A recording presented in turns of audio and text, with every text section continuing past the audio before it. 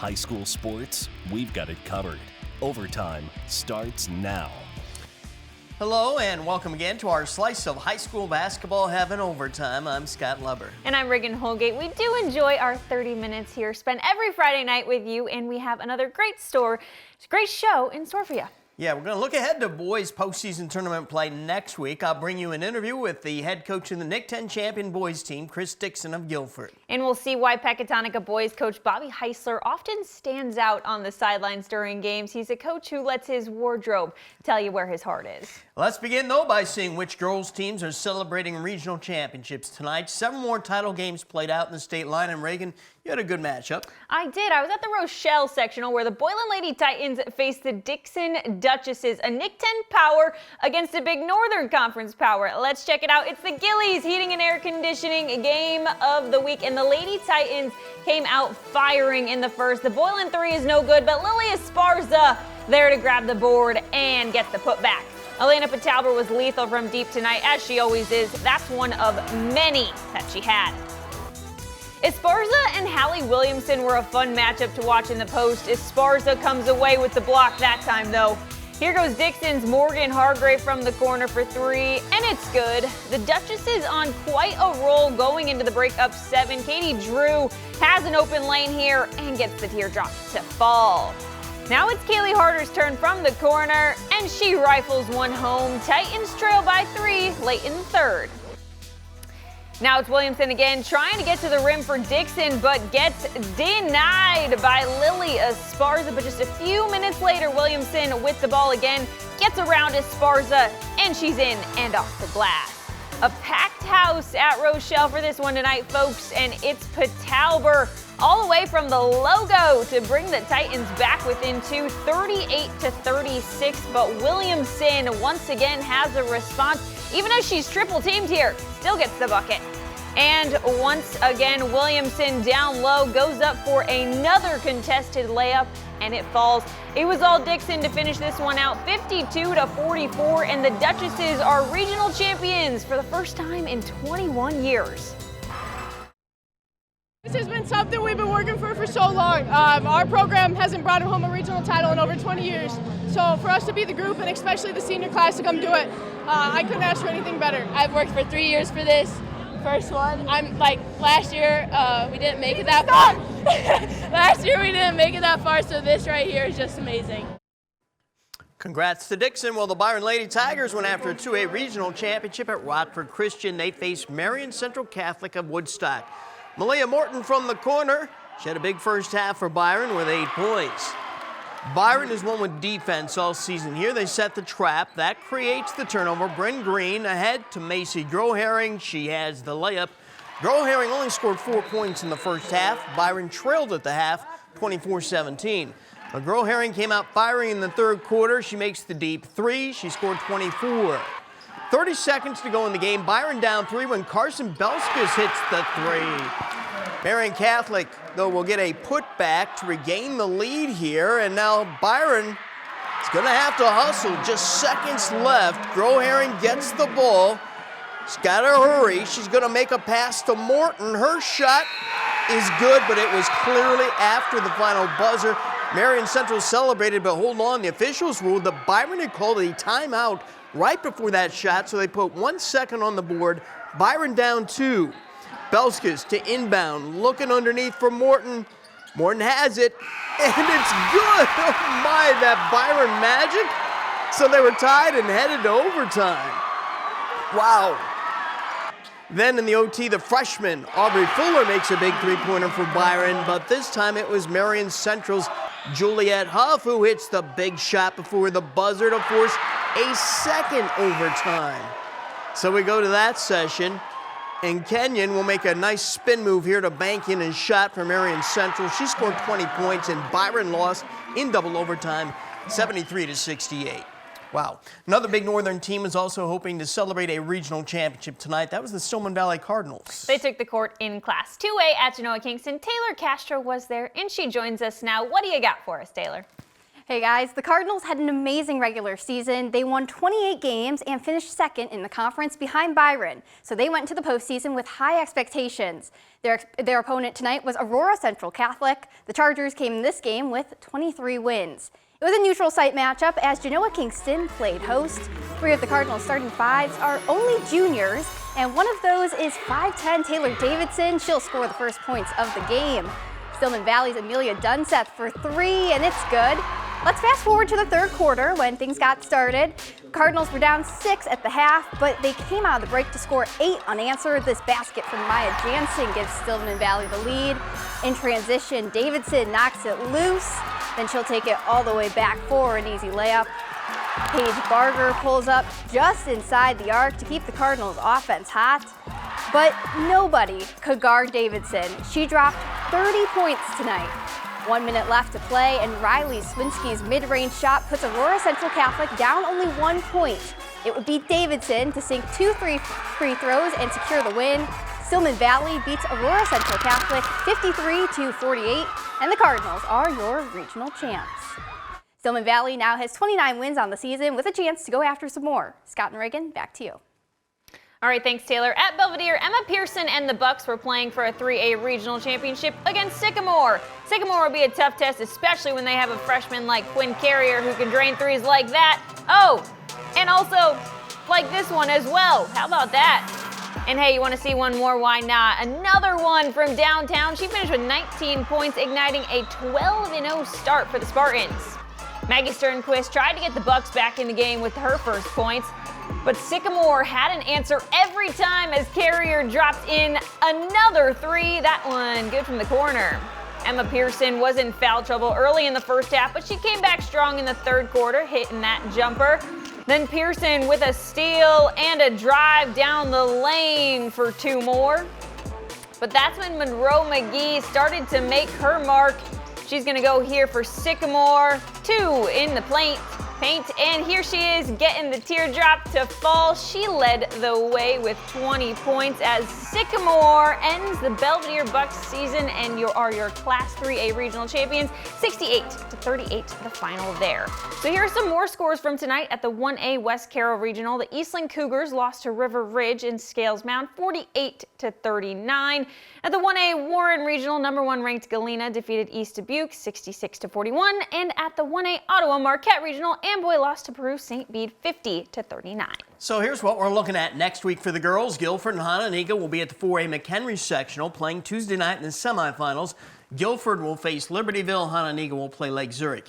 In Class 3A at the Sycamore sectional on Tuesday, Dixon will play Crystal Lake Central and Sycamore will play Canelan. In Class 2A, the sectional will play out at Oregon. In the first game Tuesday, Rock Island Oleman will play Marion Central Catholic. Then Stillman Valley will play Port Byron Riverdale. Class 1A teams will gather in Lena Winslow for the sectional. In Tuesday's first game, it'll be Ackwen against Galena.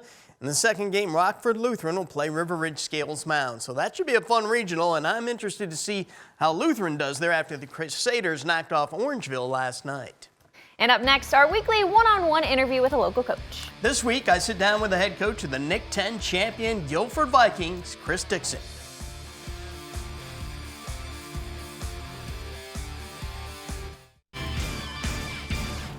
This has been a storybook season for the Guilford boys basketball team. The Vikings proved after winning the NIC 10 last year that they were not a one-hit wonder. Far from it, they were even better this season, and Wednesday night they completed an 18-0 regular season, the first undefeated conference season in Guilford history, and they were impressive.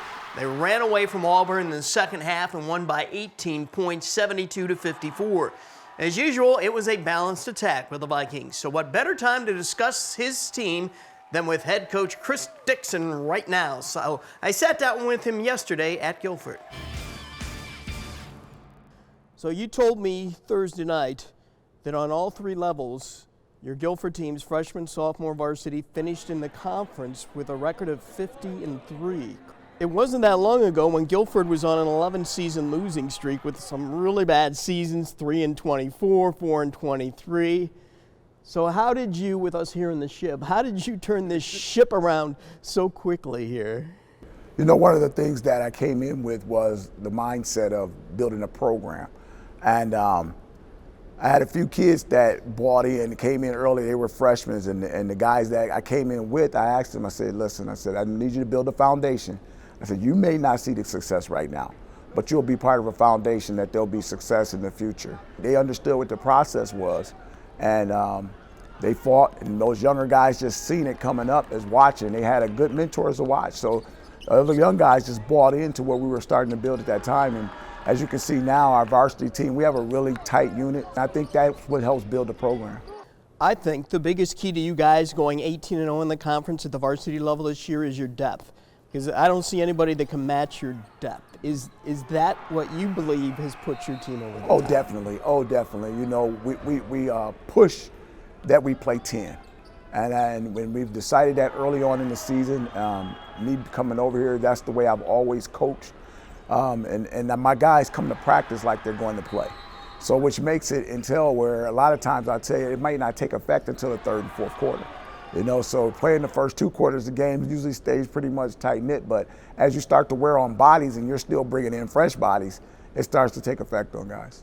You guys certainly put it all together Wednesday against Auburn in that second half. You have won 14 games in a row. You haven't lost since before the new year, back in 2023.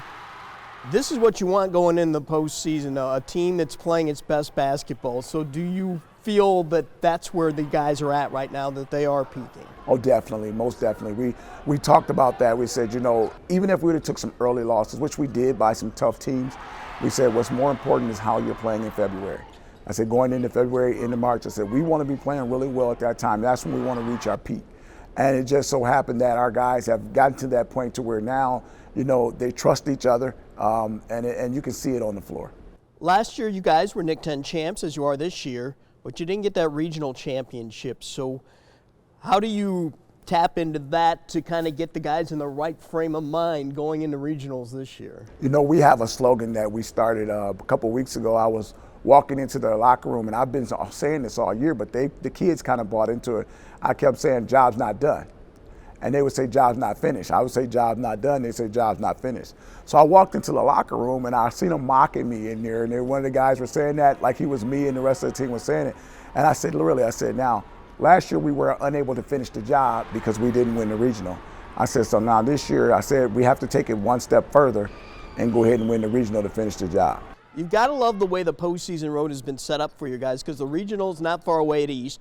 The sectional is right here on your home court. And then, of course, if you get out of there, you go on to NIU. So that's got to be about as close to a perfect scenario as you could get, right? Well, that is an advantage looking down the road. One of those things about it is you look at East High School, where we've played our summer league there. We play also 2 games a year there. You know, so we look at that, and that is an advantage, as well as going on and being able to play at Rock Valley, where we actually got to play at this year. And being that close to home, our fans won't have to travel as far. So we'll hope to have a road advantage. But in the midst of that, you know, thinking that one game at a time, you know, it's that mindset that, listen, you know, although your fans may travel, everybody may be here. I said the thing is we have to be able to play that one game, because it's that story where all it takes is one game and you're done. And Chris has done a great job with Guilford, as all of the Rockford Public School coaches have done in recent years, building up strong programs. He sure has, and after waiting such a long time to get a head coaching job, too. All right, well, coming up next, we'll look ahead to postseason play for the boys. Some of our top teams and the road they'll have to soon navigate.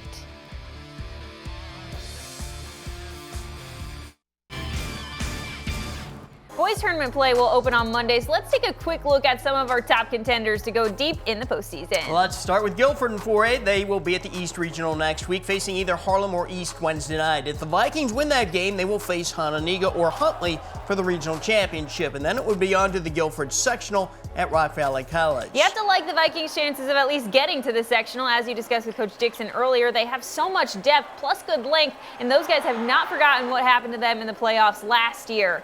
Auburn heads south next week to the DeKalb 4A Regional. The Knights will play Wednesday night against Hampshire. If they win that game, most likely they'll play DeKalb in the championship game on Friday. The Knights just played DeKalb a couple weeks ago. DeKalb won 61-52. Devon Grant is load for DeKalb, and Sean Reynolds can shoot the lights out. That would be a tough one for the Knights, who have a lot of talent, but at times they still show their youth. The champion of that section will also head to Rock Valley College. We need to keep our eyes on Freeport after what the Pretzels have done this season, Reagan. They've won 19 games and tied for second in the Nick 10. They'll play in the Class 3A Boylan Regional, and they'll open up Wednesday against Boylan. If they win that, they'll play either Woodstock or Rochelle for the championship. The Pretzels are definitely the favorites out of that group. They're extremely athletic. Diedrich Macon's a big scorer, and if you haven't seen freshman Kazion Moorhead play, let me tell you, he is special. Well, Belvedere North will be hosting a 3A regional. The Blue Thunder set school records this season for overall wins and for conference wins. Despite that, I think they had higher expectations than a fourth place finish in the conference. Yeah, definitely. At times they look really good, and at other times they can look pretty average. They'll face either Harvard or Belvedere on Wednesday. Then for the championship, they'll face either Sycamore or Woodstock North. It's not a very strong field there, so I like Belvedere North's chances. Yeah, I do too. Well, one of my picks to click this postseason is Byron in Class 2A. The Tigers are so much fun to watch, and Ryan Tucker's on a major scoring tear. He had 41 points again last night at Rochelle. He's definitely had an all-state season, and the Tigers have so much more talent that Tucker doesn't even need to score 30 points or more for them to win. They'll be playing at the 2A Regional in Genoa Kingston. They'll open with either Marion Central Catholic or Cristo Rey St. Martin on Wednesday. The other teams in that regional are Johnsburg, Marengo, and Genoa Kingston. This regional should be a layup for Byron. And Rockford Christian and Rockford Lutheran will be competing in the 2A Regional at Winnebago. They're likely to face each other in the championship game next Friday, Scott. Yeah, the other teams in that regional, North Boone, Stillman Valley, Richmond Burton, and Bago aren't at their level, but you do have to always be aware of Bago. A Lutheran Rockford Christian rematch would be fun after that overtime game they just played on Wednesday. And you mentioned Byron as a pick to click in the postseason. I like Pecatonica. The Indians have won 26 games. The only thing they lack is a big man in the middle, but they've overcome that with toughness and teamwork. These kids are competitors. We've seen it all season. We saw it when they were on the football field too. Peck will be hosting its own regional in 1A. Dakota looks like the one threat to Peck in that group of teams. And South Beloit will head way out to East Dubuque for regional play. That's a tough 1A regional, Scott. It is. The Sobos are going to be ready with their big man Ross Robertson, but Scales Mound will also be there. East Dubuque, of course. They have won 19 games, and Lena Winslow will be there. And the Panthers are my dark horse since promoting sophomore Miles Mann from the JV team. They've been a different team.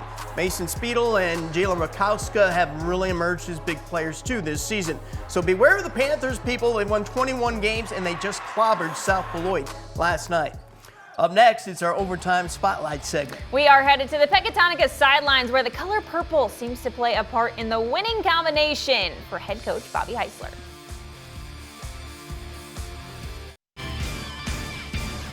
There's no question Bobby Heisler has a passion for the game of basketball. He shares that same love for his players and the Pecatonica community, and he has a pretty special way of showing it. Tonight, our spotlight shines purple and gold, brought to you by Benchmark Exteriors.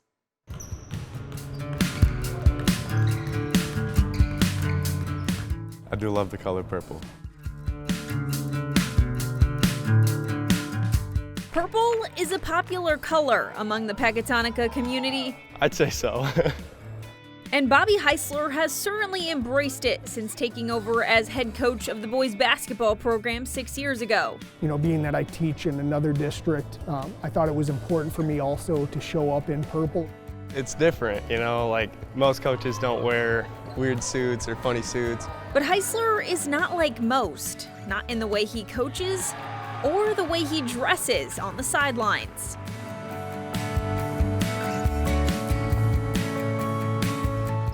Well, it started with Mrs. Heisler. It was kind of her brainchild. Dig in, let's go.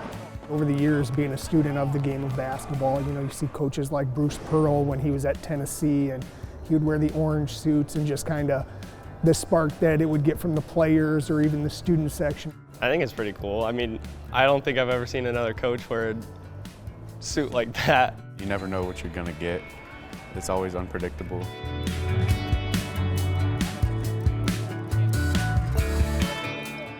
Last year, he wore a suit with all the seniors' faces on them, and I thought that was really respectful to them because it shows his support and how he cares for his team. And that remains at the heart of what Coach Heisler is all about. You know, that's why I got into teaching and coaching, is to make impacts on kids' lives, positive impacts. I think he's the greatest coach in Illinois. Probably one of my favorite coaches I've had.